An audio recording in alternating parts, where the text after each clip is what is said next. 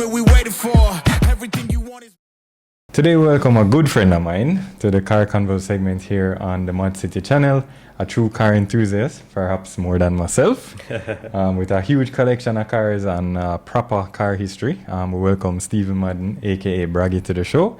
So Stephen, I'll just call you Broggy, if that's okay. That's fine. Thanks for taking the time, bro. I appreciate it. No problem, man. To join us in the studio. Much appreciated. So, how you been? How has 2024 been so far? Can't complain, but it's been a little challenging with the car stuff. But trying to get some other projects actually running. Right. Oh yeah, I know the feeling. I know the feeling. So a couple of the cars have been down. So. Okay. Well, we'll get into that car. Well, before we get into the car collection, I want to start, Broggy, from like the beginning. Like, we all had that, person that inspired us, or an event, or seeing a car on TV or something. But what was it for you that made you get into cars and have this love for cars? Well, I actually grew around people that were into cars. I have an uncle that's in the classic car club. Okay, yes. I always used to go over there and see the cars and stuff. Right. But what really pushed me over was I had a neighbor.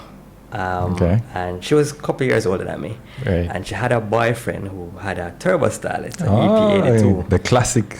Yeah, so that's the first turbocharged car that I ever. Right. Okay. It's a JDM car too. Right. And in that kind of I was like, wow, I thought it was like the fastest thing ever. And eventually I started researching them and I learned about Levins. And then I heard about VTEC and Integra. So funny enough, during high school, my car that I always wanted was a DA Integra. Okay. XSI, that's what they call them. Yeah. So I always wanted one of those. Right. And I remember I used to go to extra lessons up by Campion. Okay. And when my dad used to pick me up to carry me back home, we'd stop by the car mats. And would be like, so I'd show him. I was like, I want one of those. I'd be like, yeah, man, good in the CXCs. Yeah, good in you'll school, get one. And I get your one. So, of course, go study, pass my CXCs and stuff. I get my mother old car. It wasn't bad, but it was a Subaru Impreza. Okay. All right. So, but not the Honda side. I didn't get the Honda. Okay. Funny enough, I got the Honda. My first Honda. Well, I actually had a little Civic for maybe a month in the States. I went to school in the States. My first Honda was actually the Type R. Oh, really? So it took years later to get the Honda. Right. But during that time, I could have gotten one, but I didn't like Hondas mainly because of the owners at the time.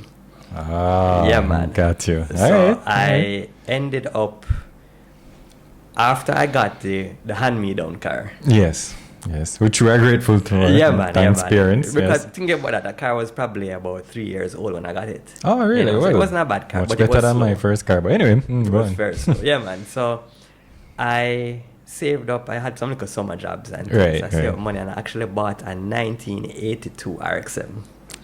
Yes, a Mazda. But it had a Toyota 20R engine in there. We're doing so well. Yeah, man. So, but that car was junk. Like literally, chickens were in the car when I bought it. Chickens, like actual chicken. Yeah, man. It was a chicken coop. And that's here or in Jamaica? In Jamaica. Okay. Yeah, man. So this is when I was still in Jamaica. Right. And I remember my dad coming home and he was standing outside looking at the car and I was like, yo, what is this? And he was laughing and he's asking me if them paint the car with like Berger 404. Oh, God, it was that bad. It was bad. All right. But that was the FB, right? The FB series. Yeah, that was a FB. Okay. Yeah. So that was the first car that I ever bought with my money. And then I got another RX-7 after that. This one was an 85, same shape, but a GSL, yeah. So that had a 13B in there. Okay. But it was low one of the rotors were low on compression. Actually, as always, throw oil in there to start it. Yes, a normal thing for rotors if it's gone with the seals and all that. Yeah. So what happened is, all know I haven't gotten a fast car. Still driving it, but what I did, I lowered the Subaru. I had white wheels on it and thing. So a lot of people that I knew used to make fun of me. Really? I called my car the fake double RX. Oh, damn. But I was like, all right. So I went to school in Texas now, and when I got over there now, I was like, all right, I have a little bit of money. Right. I want a Honda. All right. So I bought a EG, but not a hatch, a four-door in Florida. And the car was too busted to drive across Texas. Oh, and then the shipping was too expensive to ship it in. So I sold it in Florida. And I had about $900. And I remember trying to find a CRX. I was like, all right, I'll take an older Honda. So I couldn't afford the DAs. Right. Because they were very expensive. Because they were Acuras, you know? Yep. So I was like, all right. So I was in negotiation with some guy in Texas. And he was holding out on the price. He wanted like $1,200, but he wasn't coming down. All right. So I was staying with my uncle at the time. He wasn't into the car stuff at all. He was like, yo, just get a car. Just get a car, carry from point A to point B, right? And eventually what ended up happening, which is a very funny thing, is he went over to a friend's house, and the friend had a neighbor who was a dentist. And then was there talking, and the guy was like, oh, you know, he was like, oh, what's that you have in the car in your driveway? It's like, oh, it's a 240 SX. And then really? It was like, oh, you know, my neighbor like these like Japanese cars, and you're selling it. And he said, actually, I was gonna donate it to the to charity. Right. So it was like, if you can come up with whatever they're gonna pay me more. And it turns out that they were gonna give him $150 for the car. So we ended up giving $200. Wow. So I got a running S13. S13, for $200. But it's funny enough, I didn't know about this yet. Right. So my uncle called me and he was like, yo, I got you a car, but you owe me money. So I was like, what the hell? You know? So so your uncle did this before even talking to you? Yeah, so the deal and transaction done? Exactly. So I'm at home in the night and I had to push the car come home. So then use like a towel, put on the bumper and use his other car and push the car. Oh, like physically touching? Push it, Wow. All right. So then push it in the driveway now. I come out and I never liked Nissans. Like I like GTRs and Pulsars and it ended there. Right. And I came out and I saw the car and I remember a few of them in Jamaica. Yeah. But I remember them being 180 SXs and having CA18s. Right. So I was like, well, it's not too bad. And I remember opening the bonnet and looking and I see Nissan 12 valve. I'm like, what the hell is this? Yeah. So I run inside. Right. Go on the internet. Jump and research and I see that the American ones came with the pickup engine. Oh, okay. And this was the worst pickup engine because this one was a KA24E single cam. Right. And it was automatic. But school was starting and needed a car. I go AutoZone, get some parts, did a little service, get the car running, AC working, car was fine. Okay. So I ended up at the light on the way to school one day in my single cam 240 with a broken seat. If anybody knows S13s, the seats were, all of them were broken. Seats, notorious for break. Yeah, man, worse seats. Yeah. So I'm in at the stoplight and I hear like two cars on limiters. So I'm like, what the hell? What's going on? And then I look up and I see two 240s drifting around the corner. Really? Same shape as yours? Yeah, but one was I had a hatch. Right. So one was a coupe. Oh, two-tone coupe. Right. So ended up running them down. Yeah. Well, I think they went into like a subway. So I go in there and I introduce myself and thing, and I end up hanging out with them. They're like, yo, there's a 240 meet, you know. Okay. So I go there now. So I wanted to sell the car, you know. Yeah. In my mind, I wanted a Honda. Okay. And when I went to the meet now, I met a bunch of guys and we started hanging out. Everybody had SRs and a couple guys had RBs and I realized this whole drifting thing. Right. And some of these guys were really good. In fact, one of them actually got a D1 license. Okay, drift license. Yeah, man. Okay. And they were really good. So they used to have meets and stuff. And they would actually... I wanted to drift, but I couldn't because that was my only car. Yeah. These guys had... Yeah. And in these days, I remember a couple of times I used to have to go over to their houses and do engine swaps because they would bang up the chassis so much. Really? And they would have to go get another car. But in these days, this was like in 2004, 2005. You could get 240s for $100. Cheap. You could get them cheap. This is before... massive explosion on the market. Yeah. So my dad eventually called me because he came up and he saw the car in person. And he was like, I'm going to give you some money. You can... I think it was like, I'm going to give you $4,000. So I wanted to buy a EK. Oh, Civic, right. But all of my friends, these were all rear-wheel drive 240 guys. Right. And they're like, yo, don't buy a Honda. 240. Yeah. So I ended up doing an SR swap, SR20, getting some wheels low in the car. Okay. And I had that car for a couple of years. But it was still automatic during this whole No, time? man. You swapped Standard it car, standard yeah, now? everything. Okay, right. And I actually did the swap with a couple of friends. Okay, yeah. So I had the car for a little bit. I always had a problem with the drive shaft. Okay. Dropping off. Yeah. All right. So that's a big problem. The bolts could never get back the right bolts. So okay. they would back off. Right. Thinking back now, I don't know why I didn't just use Loctite. Loctite, yeah. I was about to say Loctite was around those times. Maybe some wire and kind of. Yeah, or even just spot weld it or something. We never thought that. Yeah.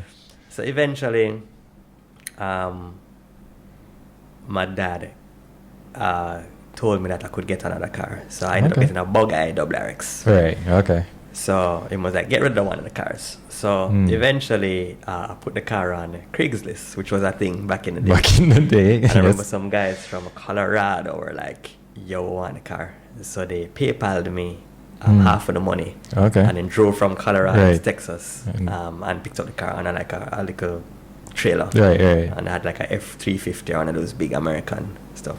So that car went off and had the Subaru for a little bit. And I actually, before I sold the car, because they didn't want a lot of stuff on the car, I actually took the stuff off. Okay. Right. And so you could resell and thing. Well, that was the idea. But then I had a friend, Blaine, who is a tuner out there. Okay, yeah. Man, pick up Blaine. That's the tuner. Blaine, cause I used to play some video games with a couple of friends in Jamaica. Yeah. Rush and some other people. Right. Big up Rush. Yeah, man. And Blaine was over there because Rush used to have a gaming cyber cafe thing. Oh, okay. Yes. So then Blaine I was over remember there. that, yeah. And Blaine was like, Broggy, I see a 240, you know. I was like, you sure it's a 240? He said, yeah, man. Turns out the car was done by Vineyard Town. Yeah, okay. So, did some research, found out that it was actually a girl's car. Funny enough, she was in Louisiana at the time. Oh, and I used to talk to her because the 240 community was kind of, right, especially the southern 240 community. Right. So somebody Small, actually right. spoke to her. So I was like, hey, can I buy the car from you? And she's like, yeah. And I ended up paying $160,000 Jamaican dollars for that car. And that's the one that you have? That's the one I have. No. It was black before, right. so it's now gold. Gold, right. Okay. And basically, I sent most of the stuff that was on my other car to Jamaica to put on that car. Got you, okay. And then makes sense. bought some other stuff, did the SR swap and thing. Right. But that was my first fast car in Jamaica. Okay, yeah. That car. The SR. This was 2006. Got you. Yeah. Okay, makes sense. So the very first car you owned, you'd say that you bought was the RX-7? Yeah. But the first car you got was your mom's car? Yeah. Is that right? And then my first fast car was the car in America. Fast is relative though. Yeah, man, I mean, some people would say the RX-7 was fast. I don't know, maybe. Well, that hardly drove. Oh, okay. Yeah, okay, man. got And you. it was, what? All right, so we talked about the first car experience now, Broggy. So walk me through the car collection as it is now. I know you have a bunch of them, including some old classics, but walk me through like what you have so far in the collection. Currently, the same S13 240. Same S13, yep. And then I have a W108 Mercedes. That's a 72. Yes. This is a 280S. Right. And I have a C5 Corvette. Yes, very loud. E36 BMW. Yes. That's the yellow one, yellow turd. Yes. I refer to it. DC2 Integra Type R. EK Civic hatch. That's the yellow one. That's the yellow one. Right, yes. Yeah. Am I forgetting anything? The Cube. Well, yeah, there's a Cube. Well, the Cube, right. And the two BMWs, the E60 and an E39 with 2.5 series. So that's about it. I mean, I had a Lada and a remember the Lada, but I sold those. Yeah. I got rid of the Lada last year and I actually sold. No, two of them I got rid of last year. Oh, okay. Yeah. Yeah. What was the plan with the Lada though? Originally, it was to be a bagged car. Oh, okay. Yeah. Actually have the Panasport wheel sitting down still. Yeah. For them. Yeah. I actually have a friend. She was originally in Ukraine. And so she used to get the stuff from me. Yeah. So most of the stuff. Oh, right. Okay, Lada. Yeah. Okay. Boy, you have links all over the world. Right. Yeah, that's cool. And funny enough, that parts for that car were so cheap. Yeah, like, of course. You know. Yeah. But it was so funny. Like when she would call me because it was so funny. She didn't know what I wanted because she's not a car person. Right. And of course, English and Ukrainian is two completely different. Yeah. So she would call me and then I'd show her what I wanted, and she'd be in the auto parts store. So even the people in the auto parts store were like, "Wow, it's a right-hand drive ladder," because they weren't used to that. Right. Yeah. You know, they're like, "What the hell?" You know. Got you. All right. So that car was nice, but I had a lot of title issues with that car. Oh, okay. And got you.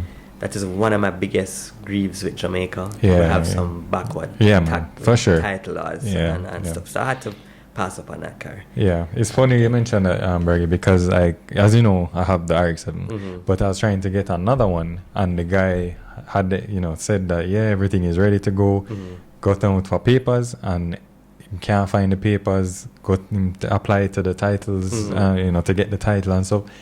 One piece of story behind that. So I was just like, you know what, not bother touch this, because I wanted another one to do like experiment stuff on and whatever. But maybe another time. But talk to me, Broggy, your maintenance regime. Like, you have a lot of these cars, right? And when you get them like up and running, like the Civic is up and running now, do you do the maintenance yourself, or you have a shop, or what's your preference? Right. So I do a lot of the stuff that I can do. Okay. But the heavy stuff, actually.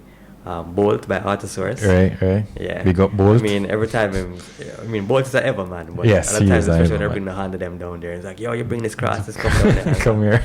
Like, even my Nissan, because that's how I met him.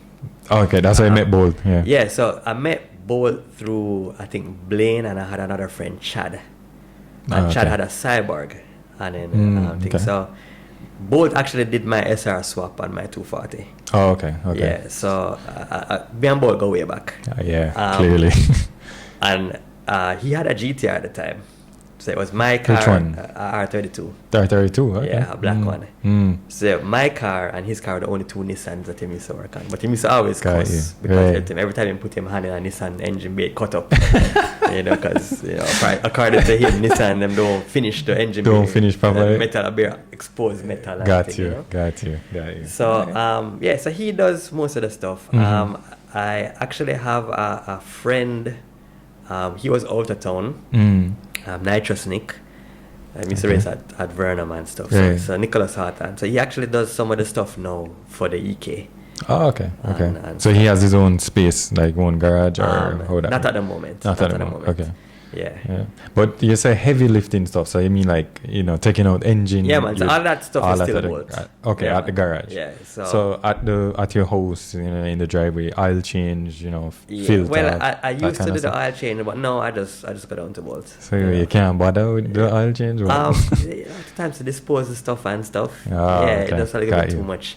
And he's just done. He's literally like a 10-minute drive. Oh, okay. Around the corner, right. Okay. And stuff. So a lot of stuff. So what I will do is, like, funny enough, the EK, it's a D15 in there. Yeah. And it's actually a 3-stage VTEC. So it's a weird engine. I mean, I didn't know about them until I got this car. Yeah. I just thought it was a D15 single-wheel cam VTEC engine. But this one is unique, where the engine actually runs in a 12-valve lean mode up until a certain RPM, maybe like 3,000 RPM. Yeah. Then the first solenoid comes in and switches it over to 16 valve. Yeah.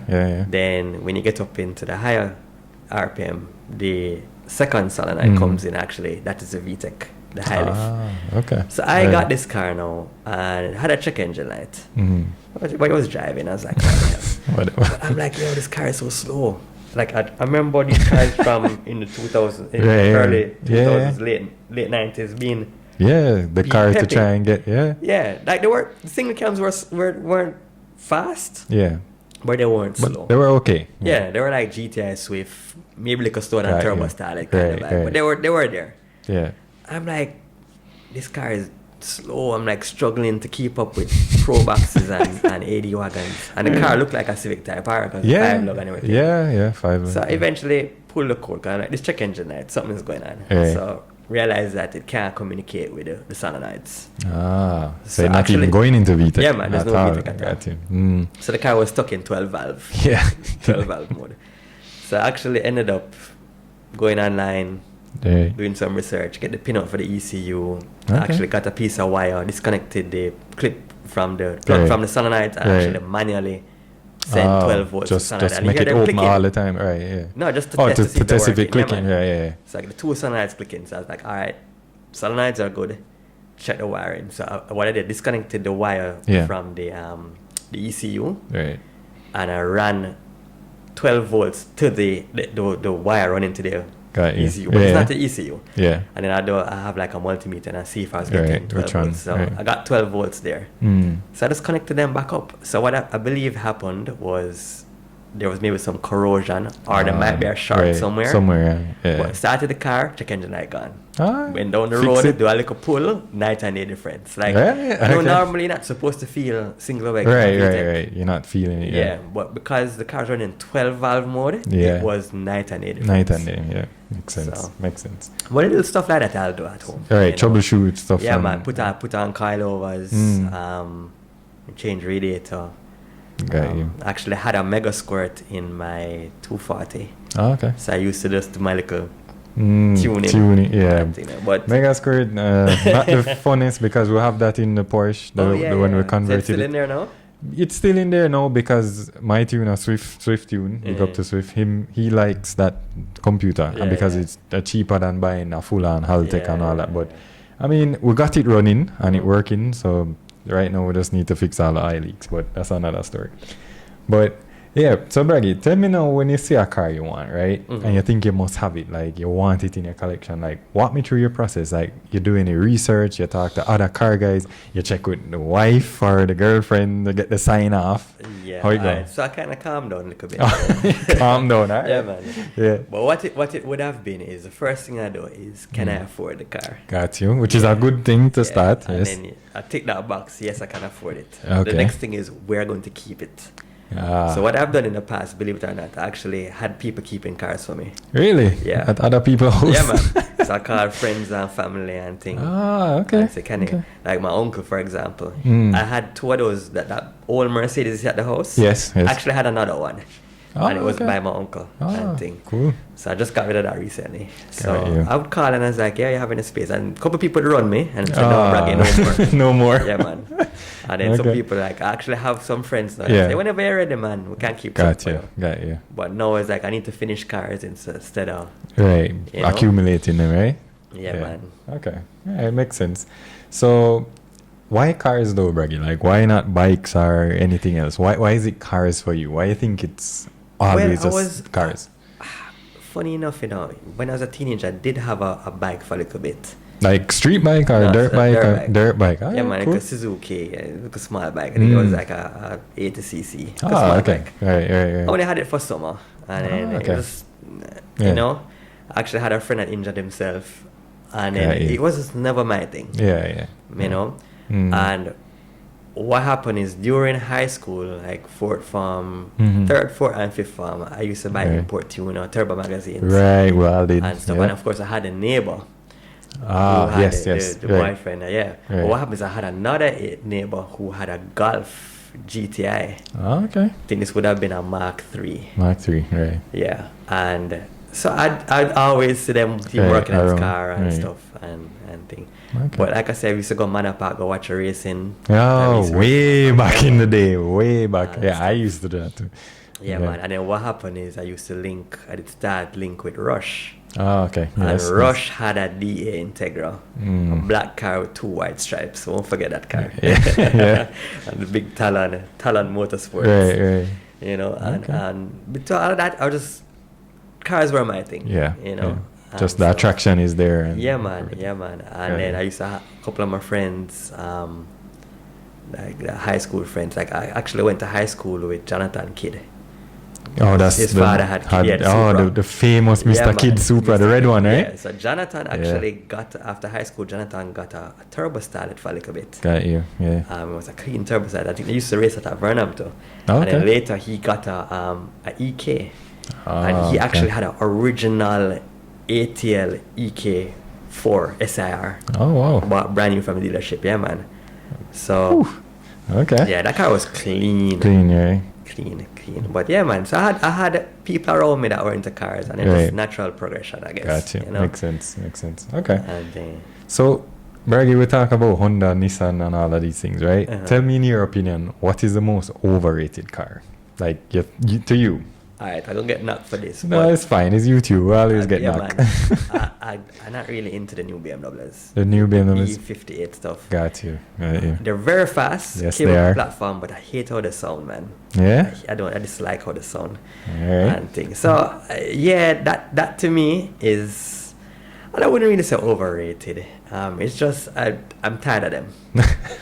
Okay. And Jamaicans tend to like to follow. So a bunch of people get them, everybody else get them. And I understand it's quick, fast cars, you know. Yeah. But it's too much of them on the road. Too much. Alright. Fair enough. And I wish I'd see more variety. I mean, you do see a few other cars. Like I've seen Alfa Romeo and some other cars out here. Yeah. But I wish I'd see more cars, you know. Yeah. But I guess everybody, you know, it's easier for the show a tune and get them to go fast. So everybody's like, hey, why would I? The pops and bangs. Yeah, my God. When they let off the gas, you hear the popping, you know, it loud and all that. And stuff. So for Jamaica, I would think that's an overrated thing. Yeah? No, in the States, when I was over there, funny enough, I hated domestics when I went to like Texas. muscles? Yeah, man. I hated Corvettes and stuff. Yeah, man. But you have a Corvette now. Which is why I ended up with one. You know, when I was over there, man, the LS stuff, man. Yeah. You know, they was beating people left, right, and center. Yeah. So when I was there, it was between the mid 2000s, it was 2004, 5, 6.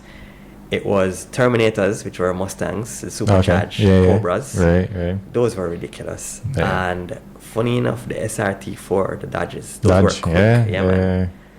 And they was beating stuff left, right. And of course, the guys that could have like the F bodies, like Firebirds, Camaros, and stuff like that, LS1s. Right. People are doing like cam and tinted exhaust, and it's like 400 horsepower, you know. Yeah.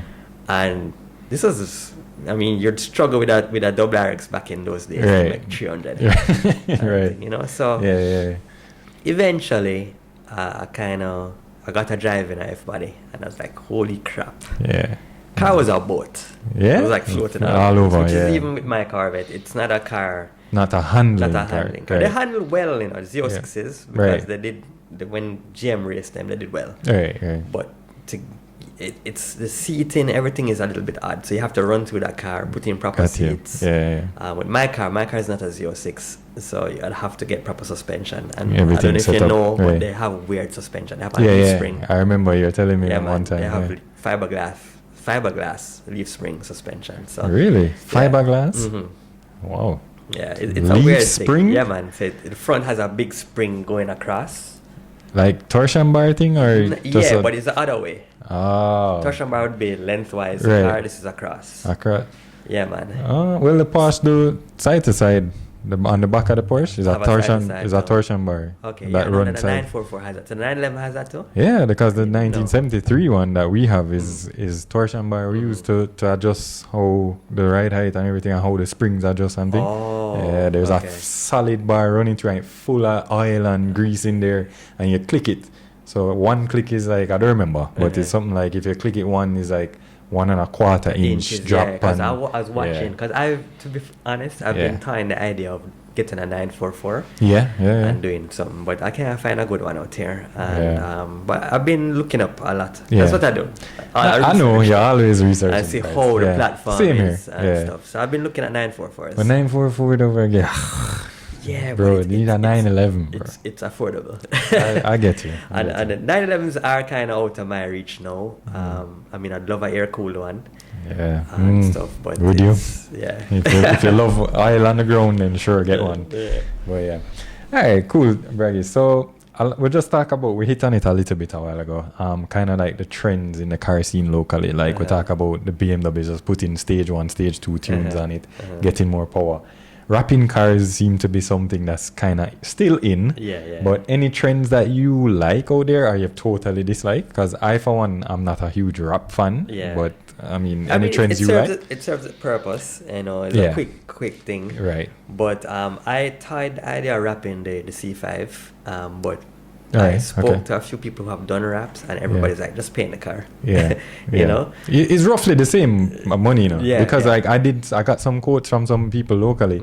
And Broggy, they're telling me 250, 300, and I'm just like, that's the cost to spray the car. Exactly. And I hear it doesn't really hold up so well. Right. I don't know if it's the type of wrap too. Maybe the brand. Yeah. And then our climate. I mean, the sun is, and the humidity, and I don't know, but it seems like a catchy trend. I don't know. I remember back in the day it was plastic dip. Yeah, man. With Kyle Gregg and those guys, like that was everybody the doing thing, that kind of thing, right? But I don't know. You see any car trends that would be, I guess, popular in the future here? Like you see anything overseas that you saw that might come here? There's one that I saw recently, which was the lights around the rotors at the brake. Yeah. That seems to be catching here. Yeah, man. Anything with the light and stuff. Light up stuff will catch, right? It's gonna catch. Yeah. But it's not much that you can really do because the roads are so bad here. Yeah. Right. I haven't seen a lot of people on bags out here. Yeah, that's true. That's true. There are quite a few. There are a few cars. Yeah. I remember Rush had a the Aristo. Lexus. Yeah. With some And bags. same Donald, my friend Donald, he had his GS, I think. Yeah. GS 300, right? With the massive 2JZ with a big turbo in there and thing. Yeah. It's probably with bags is that if the roads are so bad and you have all this debris on the road, you can flip up something and damage them easily. Yeah. All right, cool. So, what would you say, Broggy, is the biggest surprise to you in like the car scene, like for your personal journey? Like, what surprised you the most? And I can share with you what mine was as well. Well, the funny thing is, I guess I shouldn't be surprised, but the progression of how fast cars have gotten, that is kind of a shock to me. Because I remember even the setup on my 240. Right. My 240 was built in the early 2000s. Right. Mm-hmm. So I have my turbo is actually a TDO 6 20G. 20G. Those used to come on the Evos. Yeah, that man, was what I had on my Evo 3. Yeah, man. And now it's like, if I fit up back that car, some all motor Honda, I probably have to hide from that car. Crazy. Yeah. And back in the days, you turbocharge and your Honda and stuff. Everybody was like in 12 second and 11 second. And like you got to Verdum now and it's all motor cars running 11s, 10s and stuff. So there's a lot of progression, which is kind of shocking. I mean, I shouldn't be shocked, but that is one of the things that kind of stood out to me. It's like how packed some of these classes are, Yeah.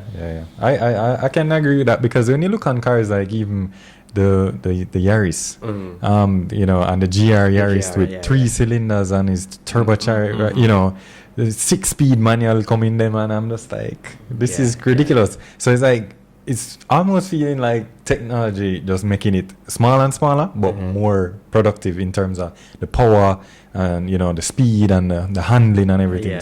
We're definitely making progress there. But for me, from a like car project standpoint, the biggest surprise to me was just like seeing how quickly things can add up, like when you're building your car. Because I can tell you, Broggy, I painted my RX-7, and after I did that, I started doing some mods, and I was just like, this is ridiculous. It's like, it's going faster than the mods are going on the car, so you have to kind of draw yourself back. So you have to have that discipline, I think. So that kind of will catch you out by surprise, because trust me, it did. You have to control, because I had the RX-7 and I had my Evolution 5. I don't know if you saw the race car one with the roll cage in it, stripped interior. I had a Evo 5. Sold that to a friend of mine to make up to help build and finish the RX-7. Because it was just ridiculous at the point where you couldn't manage the two of them going at the same rate. So for me, it's crazy how quick it can sneak up on you. So I can always tell people, like, if you're building a car, just budget and set aside. Because this was, back when you go party every weekend and, you go with your friends, go drink and thing, no family, no real responsibilities per se. Yes, you have your 9-to-5 job and you're doing your thing, but it really creep up on you for real fast. Yeah, man. Broggy, are you a fan of electric cars? No, not straight and plain. Not a fan at all. And I think it's a big hype. Because I don't think we're ready for that yet, especially in Jamaica. And the technology isn't really there to replace it. No, I think the balance would be hybrids. Right. I'm more in agreement with that. But the full electric, I mean, I like the technology. Right. And they're quick. But I don't quick. think if I had the money to get one, I don't think I'd get one. You wouldn't get one like a Tesla or BYD? I said BYD launch in Jamaica now too, so. Yeah, well, I wouldn't mess with the BYD stuff. Yeah. And yeah. Okay, so no dream. So what happened is, and I need to watch the Chinese automobiles a little bit longer. Yeah. Because I've been around long enough to remember when Great Wall came to Jamaica first and Cherry and stuff. Yeah. That's Haval, right? Yeah, Haval is Great Wall. It's Great Wall now, right? Yeah. And I remember the pickups for them with the rust down and stuff like that. And I know things have changed, but it kind of give stuff a little bit time to grow through. Let's see how they look, how they are in like 5 years or so. They're looking nice though, and they've made a lot of improvements. The cars for sure, looking nice. For sure. But I'm still more. In fact, I don't have a new car. Yeah, my daily is the EK. The EK. And I fall back on the Cube if need, because I'm not really into the new stuff. It does look like all the cars look the same. Yeah. They're very boring. They're reliable, No, true. They're reliable, but instead of buying a new car, I'd go out and get 3 older cars. That's where my passion is. That's where it is. Okay, fair enough. And I think I agree with that in terms of like, you see that the new cars come out and all they do is change the bumper. Yeah, man. Yeah. And then they're calling it pre-facelift, post-pre, and I'm just like, and they're saying it's a brand new car, and it's like really nuts. And what happened to, which is one of my issues with Jamaica, car scene in Jamaica, and I should say the whole car market. And I know there are factors, preventing it, but I think the powers that be that can afford to bring in cars need to start bringing in other, maybe European cars. I mean, I know a lot of stuff was here back in the day that did well, like Peugeots and stuff like that. But everybody getting their standards up. If they can come back and bring Chinese cars here now, they can revisit the European market. And they make a lot of interesting hatches, hatches and stuff. And it would be good to see other things. Apart from Swifts and Fits. Yes, because those are a lot. Yeah, because I'm sure people would buy a Peugeot hatch, Renault hatch. 206, those classic cars and okay. So we're talking about the cars that are here now, Broggy, in Jamaica. We see the latest trend, a lot of high-end cars coming in, Lambos, McLarens, the SF90 Ferrari. You see that trend continuing? Like, you think it will be sustainable, or you think it will just phase out? I believe more cars are coming. More cars? Yeah, man, more cars are coming. The question is now, the facilities to actually maintain them now is that's always a question I have. With the Lambo, it shouldn't be that hard because it's a VAG car. Volkswagen Audi. Yeah, so a lot of the stuff should be shared with Audi. Yeah, I'm sure. And get with the dealership. So that should be the problem. The Ferrari now is a different kettle of fish. Different. I don't know who will work on that. I don't know. So that's a question to be answered. Although a friend of mine, funny enough, Broggy, as we're talking about Ferrari, they told me that the Carland guys are supposedly certified in Ferrari. Well, that would make sense because they have the 458, right? Yeah. So I mean, I don't know if they have the equipment to handle it, but somebody told me, I haven't verified this, I don't know, but they told me that they were basically the person or people who could fix and work on Ferraris in Jamaica. Well, what I think might end up happening, because there's a lot of third-party repair shops in Florida, for example, the States. Yes. I think they're probably just going to fly in one of those guys. So I had this discussion with somebody on the show as well, and they believe that would be the case. But my thing is, though, they can't carry everything that they need to work on the car. So it's just the expertise. But if the tools aren't there, the technology isn't there. Because I've heard things, like I have friends that work at high-end dealers in overseas, right? And they have told me that the software alone is like crazy to even get into it and get into the car. It's crazy, much less to actually tinker with the car. So I don't know. Maybe they have it. I don't know. But if they bring in somebody, are they bringing everything they need? I don't know. And how much would that cost you? Well, I mean... Well, if you can buy the car, you can maintain the car? I don't know.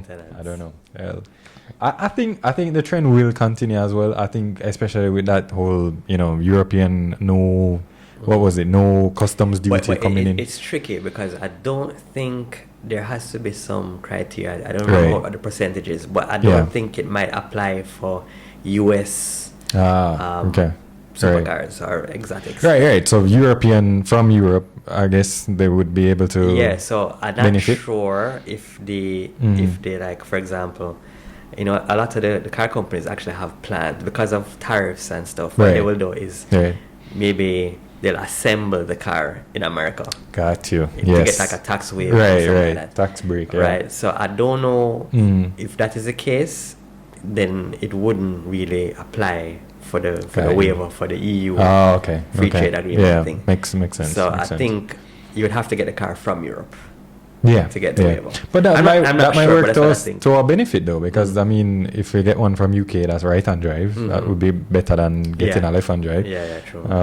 I mean, I would consider it, depending on the model. Only problem is that when you need to get the parts, you have to go to UK to get the parts versus just fly to Miami to get the left-hand True. drive. I mean, we are currently rebuilding the Lotus Cortina, and I'm telling you, me and those guys are like best friends now over at the different shops over there that sell the Lotus parts. That's one problem with that. Yeah, so everything they quote us in pounds and all that, but it's fine. I mean, we need the parts, but that is my father's rebuild, not me. So it's not on my ticket, but yeah.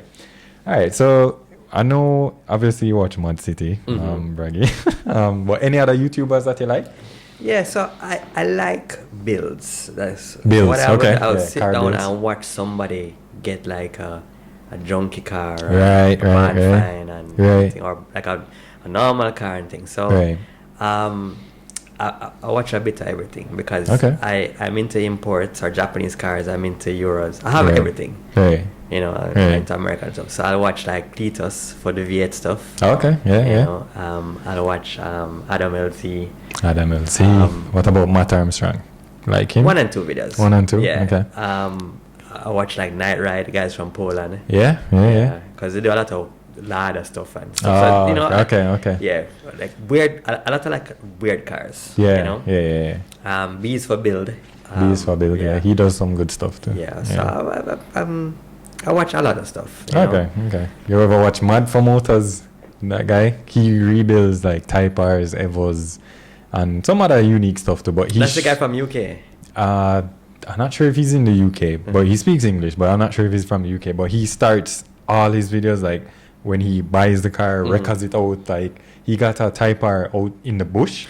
Oh, and he I think rebuilt I know. it. Yeah. So he's probably, it sounds more like Scottish or Irish. Right. I think he's more along those lines. Yeah. So he did an EK9, a Turbo Starlet, and some other things. Yeah, man. Yes, I and he did an Evo. Yeah, man. And like he converted like a facelifted an old Tundra into the new shape and cool stuff like that. I watch that and stuff. He does all the stuff himself. But yeah, so I think for me, Matt Armstrong right now is my bro. That's my bro because like that's his journey. Yeah. And like I've been watching him from when he was rebuilding. I think the first car I saw him rebuild was his C63 Benz, and then watching him from there on up. When he had like 500,000 subscribers, now he's at like 2.4 million or something. But can't knock him because he I watched a few of his videos. Very determined and I like that whole vibe when you take something that is salvage and bring it back, bring it back to life, and all of his cars are back on the road. I would love doing stuff like that out here if I could, That's the thing. If we had the market, because didn't your Corvette come from Copart? Yeah, right? I actually bought it from Copart. Right, and you shipped it. So you fixed it in Florida and then shipped it, or funny enough, it was actually it didn't need fixing. Okay, it didn't need fixing. Car, yeah, man. Got you. So the only thing I did was just put it on a boat. Oh, okay, and that's it. Here. I mean, it had like 1,001 oil leaks. Oh yeah, well, what you expect, I started right? that out here. Right. But yeah. All right. So if you could pick only one dream car, Broggy, which car you would pick? You can't pick any other, just one. All right. So if I could get one car, just one car that is kind of always on my mind, it would be. It's very tricky. I mean, I have two in my mind. But one. You only can pick one. Would be a air-cooled 911 turbo. Okay. Maybe like a 921. Oh, okay. That would be the top Skyline Supra. That would be over. The next thing behind that would be like a R34 GTI. No, 33. You don't like the 34? Nah. I like it, but why? But I have a soft spot for the 33. Why? Because when I was in high school, that was the car that I used to got see. you. Okay. That's the man. one you grew up around. So I'd around. love to get one midnight purple. Yeah, man. Yeah. that would be if I get crazy. it. But those prices now are just ridiculous, right? So and I probably should have gotten one when I had the chance. Yeah, everybody wishes that, Broggy. Everybody. Kind of sail gone. That the ship sink, bro. That has finished. As you know, I have a Supra now in my collection. But when I was actually looking to get the Supra, I reached out to some friends who I know have a R34 and asked them, if you're willing to sell it. And so the prices they told me, Broggy, I was just like, no, this is ridiculous. Apartment money. I went with the Supra that was on my bucket list as well. So I was just like, you know what, let me go with the Supra. Yeah, so, but the 34s were always expensive. From a long time. Never, from what I remember, they were never cheap. Yeah, and you have so many variations because you have V-Spec, V-Spec 2, you have the NER, you have the M-Spec. I saw M-Spec sell for $2 million US the other day. I was just like, and you have like 5,000 miles on it or something like that. I'm like, but what's your opinion on that, Broggy? Because to me, when a car sits like that, that car is like what, 2001, 2002, and it has 5,000 miles on it. I mean, that cannot be good for the car. If you want to destroy a car, you let it sit. Yeah. Right? But you see, they're so expensive now that I guess the owners don't even want, because I can imagine how much a headlight costs but Broggy, the car isn't being driven at all. So how reliable could that car really be? I mean, you're driving down the road, a dry rotted hose, that is gonna happen, So what I think I saw a video with a guy actually having one in a bubble. And they put it in an oxygenated area, but that car was restored by Nismo. They sent it back to Japan. The actual Nismo factory, because they know they do that, and it's like ridiculous. So that guy just has it in a bubble. What's your take on that? Like, you appreciate things like that, or you're against it? Well, what's your view? I understand from both points. So I understand from an investment standpoint, yes, I get it. You're preserving the car for people to see it later. Or to resell it later. Yeah, or make to resell it more later. money. Yeah. And so, because when you're driving a car, anything happens. I mean, I remember, because I used to watch like a lot of muscle car shows too, and videos. I remember people driving like Shelby's out and somebody T-boning them and stuff like that. So you have that risk, so I understand. But cars need to be driven. Exactly, I agree. So, you have the car, I'm driving it. I'm sorry. For me, if I was to pick like one car, GT3 RS. I think it's obvious based on the amount of Porsches in the studio. Me and you talk about GT3s all the time. We talk about Copilot and I show you pictures and you give me your opinion and feedback. All right, so you, Broggy, are also on IG and YouTube, of course, promoting the car culture. Shout out to Kingston Custom Garage. Well, actually changed the name. You changed the name. Kingston Good thing. All right. Yeah, Tell us I'm the actually name. just Broggy J now. So everything is Broggy J now. Okay, so right across the board, IG, TikTok, YouTube. YouTube now. All right, so we'll have all the links in the description below. But tell me about the digital magazine now, Broggy. Tell us about it, how I can find it. ModzCity RX-7 is featured in it with some epic pictures, so go check it out. So tell us about it. So it's called Pavement Chronicles, and it's actually on my website, broggyfilms.com. All right. You can go on my IG page and get the link. Yeah.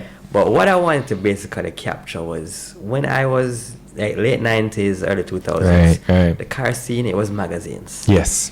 Internet was there too, but it was mostly magazines, especially early. Yep. You'd see these bills and stuff and read about the cars and modifications, and it was something that I would look forward to. So I know a lot of the car crowd now, they're much younger. Oh yeah. So they didn't experience this kind of thing. So they don't know flipping pages. Man.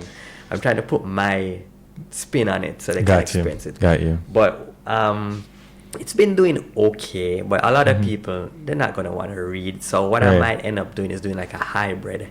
Where I'm going to do a video version of it, but still have I have a printed digital one that in case anybody wants to go through. Yeah, but I'm going to do a digital video version, a hybrid thing. But so that's it. All right, so check that out because ModzCity is on it. We were featured. We were on the cover, right? Yes, we were on the cover car. All right, so I tend to ask a lot of my guests this, Broggy. So. You ever been in any trouble with the law from a car, like a traffic incident or anything? Any story you can share? If it can't, it's fine. I had a guest who couldn't share, but if you have any. Yeah, man. Just I've never gotten I mean, I used to do foolishness back in the day. Yes, and I thank God that I'm here still. Yes, thank God. You know, Me too. but not really. I mean, I've gotten tickets and stuff. Right, speeding tickets. The only funny thing I could tell is that when I was in Texas. Overseas lah. Yeah, man, it was a funny thing. Actually, I had my... Over there, you know, the car laws a little bit. Yeah. So I made sure I bought name brand stuff. So I actually had a catback system that was...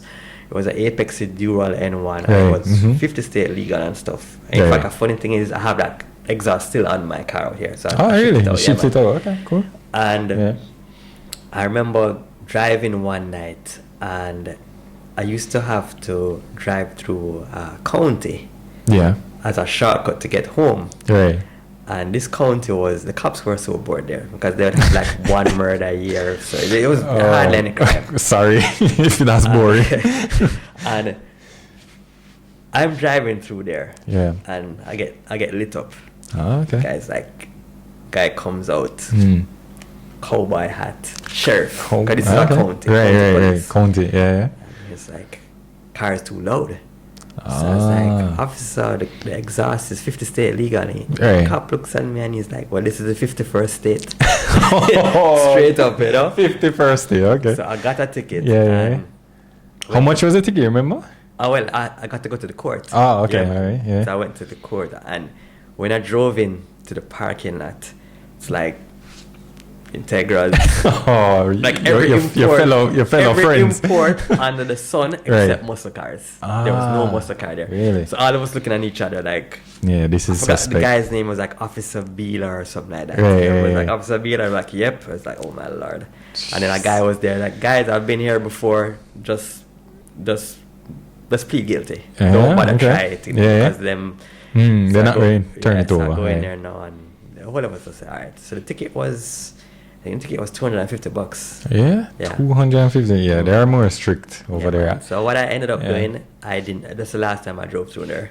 Oh, okay. Just go another way. But when I would exit and driving, I would see him because I would pass. It was a weird highway, so I'd actually pass, and I could look down and see into their county. And he used to hide behind a billboard. Oh, like real back in the day kind of thing. Chill out right there. So I would be like looking on and see him like, you know. Yeah, I know. I've had no real run-ins with Jamaica. Oh, okay. Yeah. Well, I've had some stuff over in the States. Yeah, had some here, but anyway, I won't bother going into that. But the biggest thing I remember in America, I had a Jetta 1.8T, kind of the same engine as the Golf GTI. Yeah, man. But it was the same. But it was a Jetta. But my friend of mine had a GTI. And we're in the car one day, and this other guy, I was in his GTI with him, and he was driving. And this guy just pulled up beside me and just started rev. So I'm saying, all right, ready. Because he was into cars too, naturally. That's how I know him. And we dig off, and then we'll go through a school zone, get pulled over. $400 ticket. Yeah, because plus he had to go to the driving school thing and pass that. It was just ridiculous. So when I got my car, I just avoided that whole section because the road was nice, because it was a straight, then a S turn, then a straight, then a corner. So it was like, gear down, through the S's, gear up, gear down, go through the corner. But they were just waiting on people like with any form of cars. That's one thing I never did. Over there was street race. Street race, right. We had a couple of drag strips. Nearby. Yeah. Not close by. It's like maybe 40-minute drive. Well, that's close in America. But you go there, gas station, they had a pump on site with race gas. Man. So you just available to the public. Yeah, the track had a pump. So you race, right, and you just go fill up back again. Got you. So I would go there, fill up, race, and then fill up and then go home. Oh, so you did drag racing in America? Yeah, man, I did. So you ever did drag racing here? No, funny enough, never here in Jamaica. Never. Every time I decided to go, the car would break down. So no Dover, no motorsports in Jamaica. You ever driven on Dover track? No. Broggy, we need to get you on the track. It's really a good experience. Like, I went to a track day there and had my Evo 3 on it, Evo 9, and it was cool. Yeah. Maybe when I get the tire power running, I could probably. Yeah, we should do it. So like a track day. Get a track day going. All right, Broggy. So, as you know, we try to inspire, other youngsters coming up, or even adults who have project cars sitting on to try and get their project car going. We'll go to these car shows. You and I are in the Classic Car Club. We'll go to these meets. People come up to us, ask us, about the cars, how we do it and stuff. So if you could go back and to like your 18-year-old self, right? What kind of advice would you give as it relates to like the automotive scene? Well, what I wish I had done is I came across a lot of cars that are very sought after and priced, No, right. And back then I wish I had maybe gotten one of those cars and taken my time and just work on it. Right. And because, a lot of times I learned this, especially even some people out here and even in the States, like people building cars for 10 years. Yeah. And stuff. I mean, to some extent I have spread myself a little bit too thin with cars, but I know my philosophy is that they're not going to be around. Right. A lot of my cars, if I did not buy them when I did, I couldn't buy them. Agreed. Yeah. So granted, I want work and stuff, but I'll get around to it. Yeah. But advice is just don't overextend yourself. Right. And just take time. Yeah. Patience. Yeah. Don't let anybody push you and think that is discourage true. you. That is people true. Tell you what type of I've got this so much time. What type of junk that you have? So I would say just stay in your lane. Right. Look at the vision that you have, and Agreed. Just take your time. Agreed. Because as funny you mentioned that, like when you'd have the naysayers, right? When I brought in my RX-7, Broggy, when we took off the Japan body kit, the amount of rust that was under the floorboards and the side of the car, people were telling me like, yo, sell this now while you still can, and maybe just put some body filler. One guy even tell me, say, yo, part the car, like part out the car and sell the parts. And I was just like, no, I'm doing this, I'm committed to it, and I finished. Funny enough, we went to Hope Passes, Broggy, the same one of our car meets and stuff at Jamaica Classic Car Club. Ran into the guy, and he said he didn't believe me that it was the same car. He thought I sold it and reinvested the money and bought a different car. Well, that's another funny thing is that, I mean, for Jamaica, I don't think, unless the car is basically breaking in two, I don't think you should avoid doing body work. Absolutely. Because the labor is not so bad compared to America. Absolutely. In the States, you might have to dump that car. Oh, yeah. Here, it's different. If you find somebody willing to work with you, and you can work with, a lot of the body men, they don't want that. They want to do more quickly. Get it out of the shop, right? Get paid, insurance. Right? Insurance, where it's secure payment and all of that stuff. Yeah, I agree. And I keep telling people, like, it doesn't matter, what you have when you start, because if it's a car that you like, it's your car that you like. A lot of people, Broggy, tell me, oh, I don't have no money for Evo. I don't have no money for STI. I don't have money for this. You don't need that. If you can afford a Starlet and you like the Starlet, buy the Starlet, right? If it is missing, the back bumper and you need a, rear quarter panel, dent up, whatever, bring it out still. Let us see it. Let us help. Maybe you'll buck into people that have parts that you can trade with, or I have been to those meets, saw other RX-7 owners who came and clear out all of my parts that I took off my car. I have like a few things left, and it's just because I brought out the car and interact with them and build that networking and stuff. So that's what I tend to tell, especially the younger ones. Just get what you can afford. As you said, stay in your lane. I think that's perfectly how you put it. Like, stay in your lane and just build something that you can be proud of. So. If, Broggy, as we wrap up now, I always ask my guests this: if you can have one job for the rest of your life, money is no factor, location is no factor, it can be anywhere in the world, what would it be? One job. Automotive photography. Okay. Not racing, because I would have picked race car driver, like F1 or not something. racing for me, but just automotive photography, man. Any particular part of it, like sports, like the F1, or just in like car show stuff? Like just car show stuff. Single car shoots, that kind of stuff, magazine type stuff. I enjoy doing that. I mean, I do that as a hobby. Right. You guys know that. Yeah, of course. I really enjoy doing that stuff. Okay, so that would be the more, I would think. Me? Race car, Formula 1, or DTM cars or anything like that. Yeah, race I wouldn't do it Formula E. Bro, I tried watching one of those races and it was like the cars was going like you don't even hear the sound, you don't hear no V6, V10, nothing. Yeah, it's pretty boring. So yeah. All right. So thank you so much, Broggy. Appreciate you taking the time to chat with us here on Car Convos. Be sure to check out all of Broggy's content on IG, TikTok, and YouTube. Links in the description, but it's Broggy JA. Broggy JA for everything now. YouTube name got changed. Yeah. So Broggy JA. If you have any questions or comments for Broggy or myself, please share them in the comments. Be sure to subscribe to the channel, hit the notification bell so you don't miss an episode. And thanks for watching. And until next time, drive safe.